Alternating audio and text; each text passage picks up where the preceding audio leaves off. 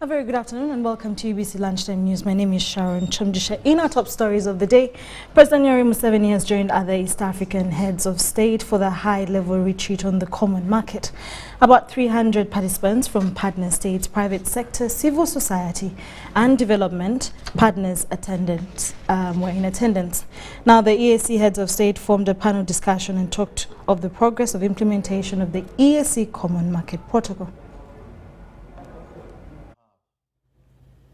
This infrastructure. They would prefer for us not to be linked. Because so long as we are not interlinked, we remain markets, not producers. So long as we remain markets, all we are doing is producing our raw material, it is shipped out, it is shipped back to us, because we are not, and we don't have the capacity to create sufficient market. And as Mr. Mwangi was saying correctly, if we were all interlinked and we had this market, we would be able to use our own raw materials, produce for ourselves, be able to distribute to ourselves, and have access also to international markets. But I think another area which we should look into in order to be able to maintain security of food within the region, we have to have the food balance sheet. We have to know exactly where produces, what is produced in what area, which country produces what type of crop, which country lacks what type of crops. And we should be able to distribute, as Maikaka Uhuru here said, infrastructure development, feeder roads, to take those crops from the farms to where the markets are or where the processing plants are. So really it should be very clear that integration is not just politics, it is survival. You see, for instance, a country like Uganda easily produces food. In Uganda, it's not easy food is easy to produce. And in some seasons, we have a lot of maize. But when we have a lot of maize, we have a lot of this, we have a lot of that, then because of the NTBs, non-tariff barriers, so that issue, let the market really be free. If it is free, then the list, like Tanzania is producing a lot of beans, a lot of that mpunga, and they should specialize in that. And then somebody else who is producing something better does it, so that we protect our people. So integration is very crucial, and all these opportunities are there, and we shall take advantage of them, but with a good market, the East African market. Let's perfect it, other things will be very easy. We have got everything. We can become a United States of Africa instead of becoming a Latin America of Africa. Thank you.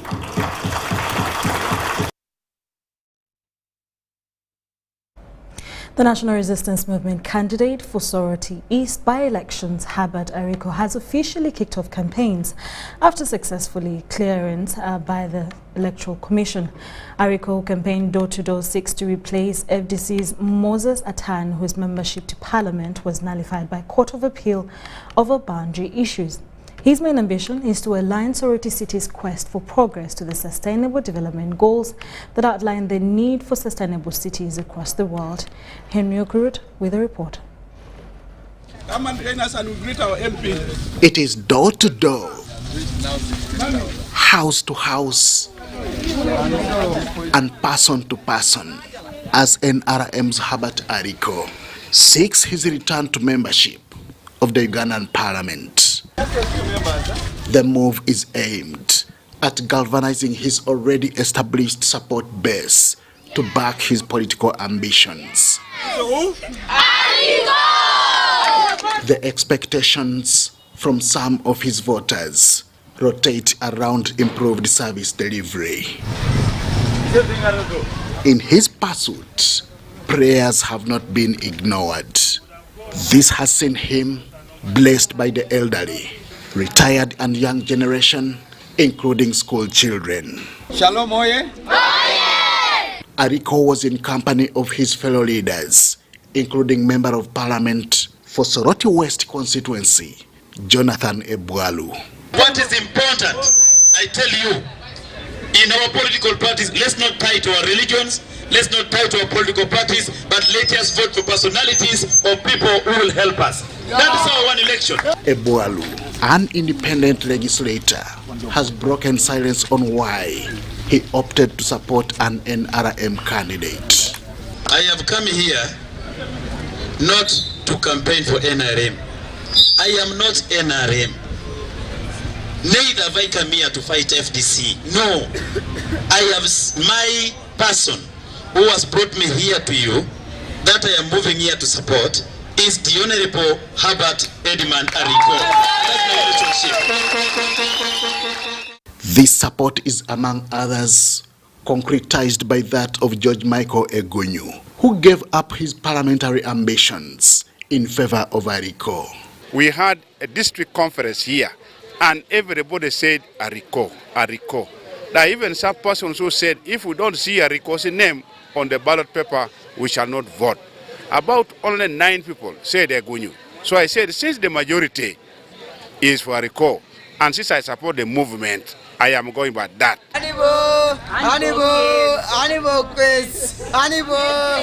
With all this support, part of what Ariko envisions is a sustainably progressive city of Soroti. I have already heard that the city is struggling in as far as budget provisions are concerned. And yet we know that Parliament is where the budget is allocated. You need to have a member of Parliament who has lobbying capability, who has connection, and who is able to see to it that the budget provisions of the city are actually not stifled. He wants development in the city aligned to the Sustainable Development Goals. I don't want to have to compare, but over the last 1 year when I was out of office, you can be able to tell for yourselves that it's not just about political rhetoric. It must be accompanied by actions that change the Soroti we all love. Herbert Ariko's main challenger is FDC's Moses Atan, whose membership to Parliament was cut short following an appellate court ruling over boundaries. Elections are slated for Thursday, 28th July 2022. Henry Okrut, UBC. NRM officials in Kasese district say they're determined to reclaim Busongora South County parliamentary seat that fell vacant after the Court of Appeal nullified incumbent Gideon Mujungu on account of indulging in electoral malpractices in the 2021 general elections, hence compelling the Electoral Commission to organize a by-election scheduled for the 18th of August 2022.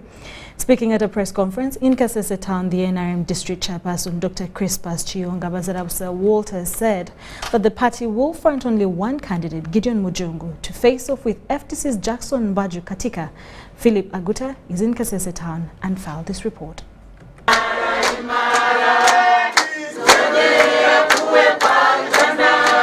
Busongora South County in Kasese District heads for a parliamentary by-election on 18th of August after court nullified incumbent Gideon Mujungu on accounts of indulging in electoral malpractices in concluded 2021 general elections.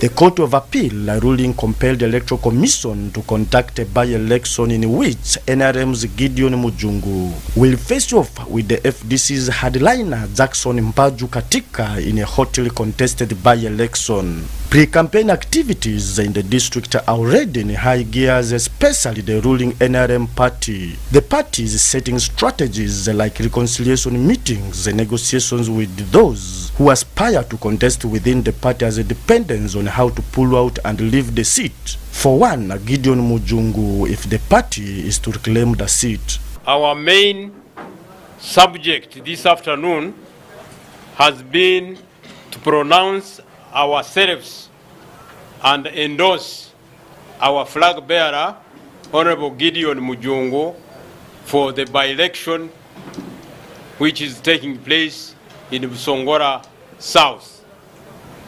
And as the District Executive Committee, we have been discussing strategies on how to recapture our seat in Busongora South. One of the party officials at the State Minister for ICT, Godfrey Kabianga, says all those within NRM who intended to contest as independents have all agreed to step down in favor of Gideon Mujungu. As soon as they heard that he had lost the court case, they didn't even think about it. They just came and said, this time we are with you. And that one is really unity, which you cannot underestimate and underlook. The candidate himself says although Kasese has been portrayed as an opposition stronghold, NRM still commands overwhelming support as opposed to the opposition FDC. The theory that there is a lot of opposition in Kasese, I don't agree with this. First of all, we have been having 3 MPs in parliament with 3 MPs from opposition. Does that mean that opposition is greater than NRM? No. In the district council, we command 73% of the district council, including the head. So the perception that there's a lot of opposition in Kasese is more of a theory than practice. The NRM Director Communications, Emmanuel Dombo, who has been in the district for pre-campaign activities, commended the party officials for the unity and the teamwork. I want to take this opportunity to thank the District Executive Committee of Kasese for the demonstrated unity and unanimity in supporting the candidature of Honorable Mujungu for Busongora South constituency. For us as a secretariat, we are committed and we shall come and work with the District Executive Committee and the task force set up for the constituency to ensure that the planned victory is effectively delivered. Philip Aguta, UBC News in Kasese. Now, Parliament Vetting Committee has this morning voted new Justice and Constitutional Affairs Norbert Mao.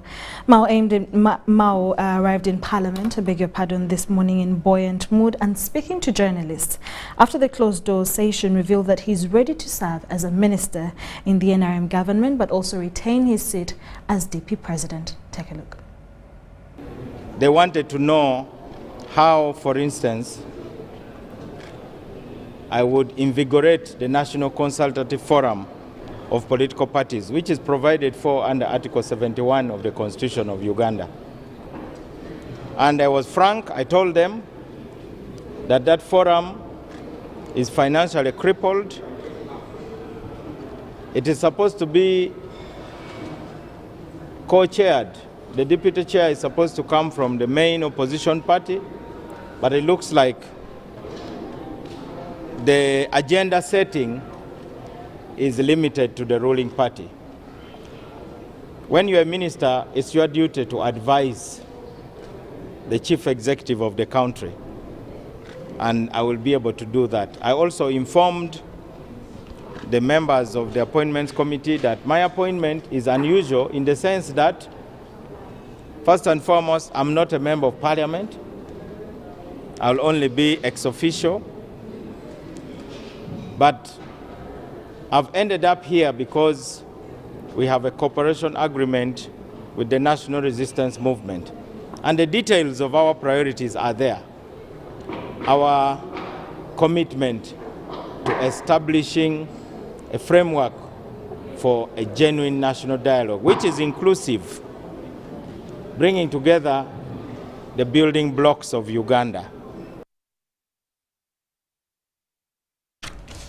In more stories, Makerere University is celebrating 100 years of existence this Friday. Preparations to host a colorful event are ongoing and spreading across other campuses.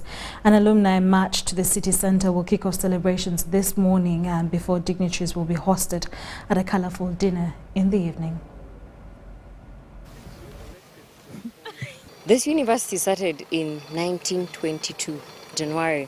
We started with 14 students. From 14 students, the university was a technical school. From a technical school, we've had many men, great men and women, sacrifice for this university. People like Martin Luther and Severa signed a document that allowed the university to have the land that you see it on today and all the other sister universities we have. Because of great men like him, we are where we are today. So we are truly honored as Makerere University on behalf of the staff of Makerere University and all our alumni. We are honored to NBL for this great gesture that they have done to us. As we celebrate 100 years, they've given us 100 crates of beer, different brands, to celebrate the alumni homecoming dinner that is starting tomorrow. As you can see, preparations are already underway, almost halfway there. The dinner will start tomorrow at 5:30. It will go through the night to about 9:30, 10. The university has made a historical achievement in existing for 100 years. Since 1922, when the first students stepped on this institution, it has been coming a long way, and it has contributed greatly to our society, including a large part of our staff at now breweries that make this product. So in that way, we are very, very privileged to be associated with this celebration, and that's the reason why, as a gesture of partnering with Makerere to celebrate this special day, we decided to sponsor the dinner with 100 crates to celebrate 100 years of existence.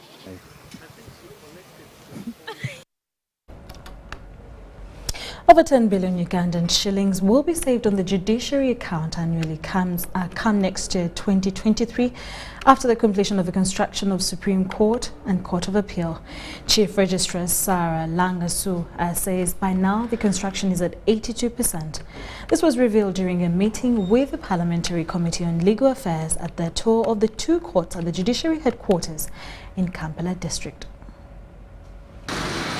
Annually, judiciary spends over 10 billion Ugandan shillings to renting Supreme Court and Court of Appeal premises situated in the luxury regions of Kampala. With the need to save this money, judiciary embarked on the construction of Supreme Court and Court of Appeal at the judiciary headquarters in Kampala. The construction, which started in 2018, according to the Chief Registrar Sarah Langasu, it's now nearing completion, standing at 82%. All factors constant, we expect that the building and civil works are done by December.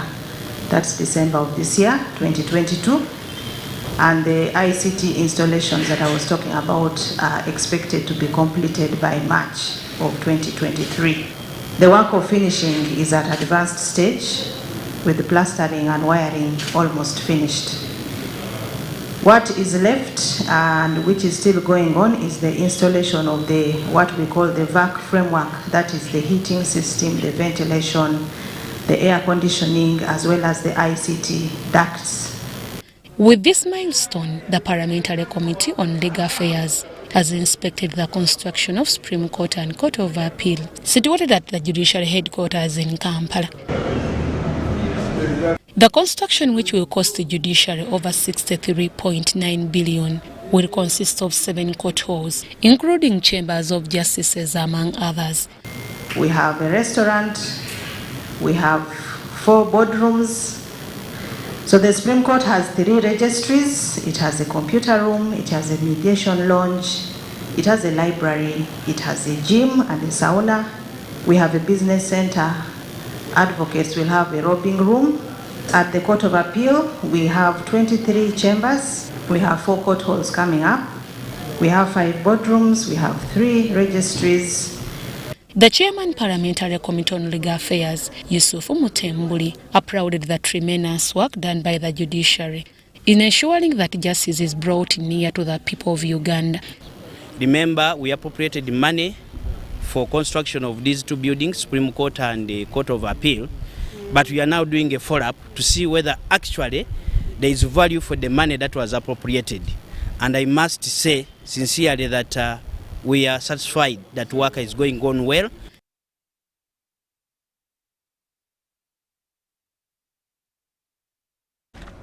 Now, research has revealed that 51% of women living in urban slums areas have suffered sexual-based violence during the COVID-19 pandemic. While presenting the research findings, Dr.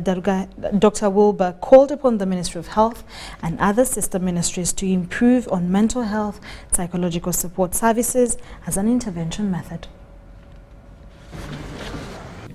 Research conducted by Makerere University Research and Innovation Fund has revealed that 51% of women living in urban slum areas suffered sexual gender-based violence during the protracted COVID-19 lockdown. Dr. Karugahe Wilbur from School of Psychology, Makerere University, while presenting the research findings, revealed that 300 sexual gender-based violence cases were reported in less than 1 month during the lockdown. Research by Uganda Demographic Health Survey has actually pointed out that over 50% women living in urban settings have experienced physical violence. Now, our interest was why physical violence and not the other aspects of violence. And that's why we specifically picked interest in sexual violence. The research, which focused on people in intimate relationship, further reveals that people between the age of 18 to 30 were most vulnerable to sexual violence during the lockdown. Our interest was for people who are 18 years and above. And actually the most vulnerable category was a group of people between the age of 20 to 30. And as I said earlier, probably there is a need to go out again and find out why this particular category of people. Dr. Christine O'Leil from the School of Psychology, Makerere University, also revealed that the biggest percentage of women suffer sexual violence in silence. Women face several challenges daily, and these challenges encompasses very many areas, not only because of COVID. The Ugandan government has identified migration as an important source of employment and economic development.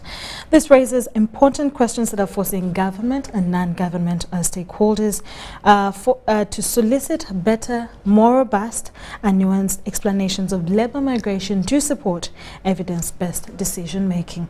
This was realized in a high-level meeting in Kampala organized by the European University Institute and the Uganda Council on Foreign Relations, marking the European University Institution's strengthened engagements with Africa. We at the ministry give priority attention to our communities in the diaspora. During the launch of the executive training on migration and mobility in Africa, experts and officials from the African Union, Intergovernmental Authority on Development, East African Community and European University Institute alumni discussed the main findings of the forthcoming report on migration governance and migration diplomacy in Uganda. We have not really paid as much attention as we should have in regards to the conditions, for example, under which those people, those Ugandans work. And most of them are young people. So what are their experiences? What can we learn from those experiences in order to be able to formulate policies that will work for them and will work for the country as well? Uganda actively participated in the negotiations leading to the adoption in September 2016 of a global compact for safe, orderly, and regular migration.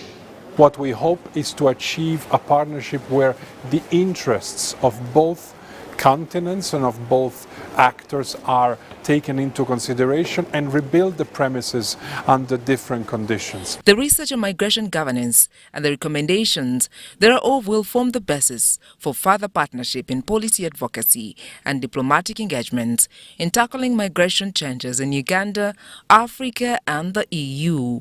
It's quite an important topic because Uganda has one of the highest refugees in Uganda, and now it's not only how do we host them, but how do we integrate them into society so they can become contributing members of Uganda. We from Europe want to do about the future of relations between Europe and Africa. This is a fundamental strategic choice that we have made in Europe before COVID, and of course also before the war in Ukraine struck. To protect refugees. That was one pillar of our discussion. The other one was our common determination and the commitment that should follow to fight traffickers. In this outreach strategy that we have devised a couple of years ago, the first region on the list is Africa. The first region, the first continent on the list is Africa. And for that reason, we built a research platform on Africa. We built a series of programs. Europe must give, and it's still an issue, more avenues for legal migration, more opportunities for African friends to come and work in a decent, in a proper way in Europe. The experts further noted the need to bring migration to the top of the policy agenda of African governments and civil society, and to establish effective migration governance by formulating comprehensive national migrational strategies, enhancing the policy capabilities of the key institutions with a mandate on migration, and developing inclusive collaborative platforms for the relevant states and institutions to engage with one another. Sandra Kahunde, UBC News.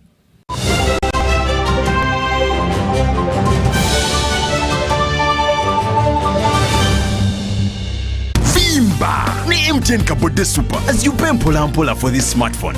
Make calls, update your WhatsApp status, watch YouTube, and Google anything under the sun with 2 GB worth of data every month for 7 months. Simply make a small deposit of 99k and pay the balance mpola. You can pay in daily, weekly, or even monthly installments while you enjoy your new phone. So what are you doing today? Visit any MTN shop near you and get the MTN Kabode Super easy.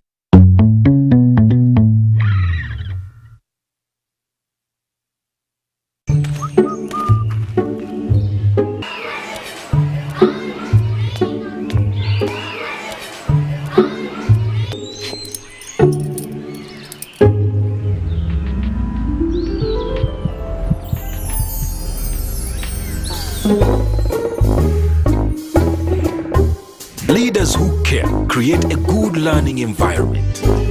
Because a good school equals a better life. Raising voices. It's Freaky Friday from Airtel. Buy or gift. Buy or give. Get freaky too! Dial star 149 star 10 hash to load a Freaky Friday bundle for you to enjoy the best offers on voice and data. To buy a bundle for friends and family, dial star 149 star 10 star 5 hash. Freaky Friday with Airtel. Buy or gift a bundle today. Dial star 149 star 10 hash to get started. Airtel, the smartphone network. Are you a player in the tourism sector with a struggling business following the COVID pandemic? UDB, in partnership with European Union, is providing financial assistance to businesses operating in the tourism sector. You can access subsidized loan with grants, loan with a tenure of up to 5 years, free business advisory services, and free environmental impact assessment. Visit www.udbl.co.ug/call for applications to apply. Deadline for submission is 31st October 2022 at 5 p.m. For more information, please call 0414 355 509.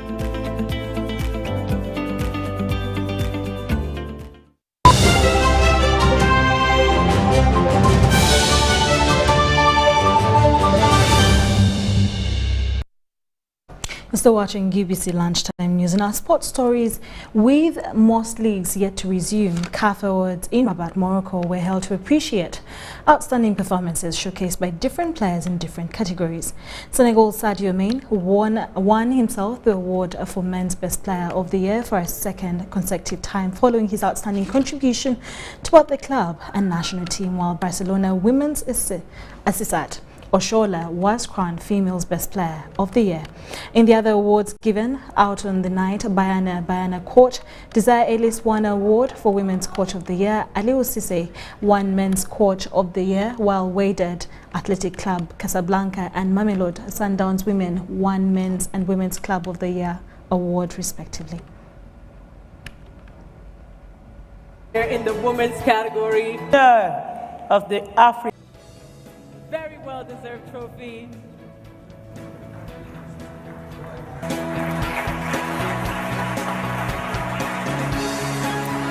African Player of the Year in the women's category.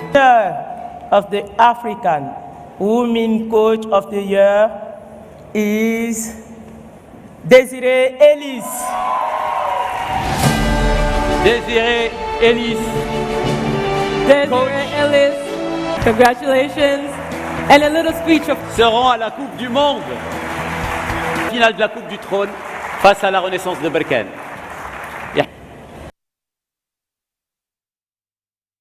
Looked fun, interesting. Well, congratulations to all the winners. Now, Ugandan coach Micho has summoned his 40-man provisional squad that for the forthcoming CHAN qualifiers.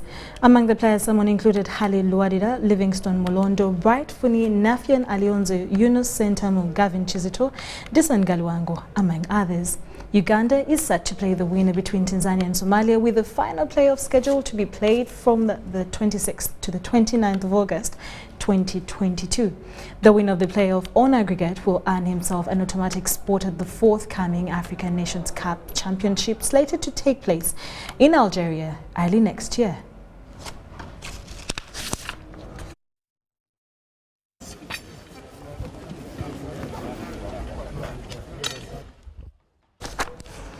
Well, that's all we had for you this afternoon. Thank you so much for watching UBC Lunchtime News with me, Sharon Kyomugisha. Have a good day, and you can stay tuned for more programming coming your way. Bye-bye.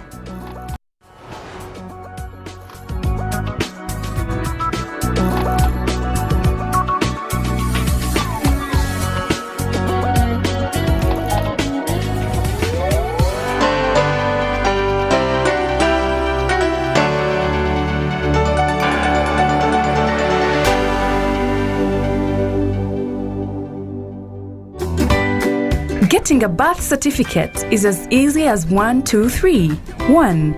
Get a birth notification record stamped by a medical officer from a medical facility where the baby was born.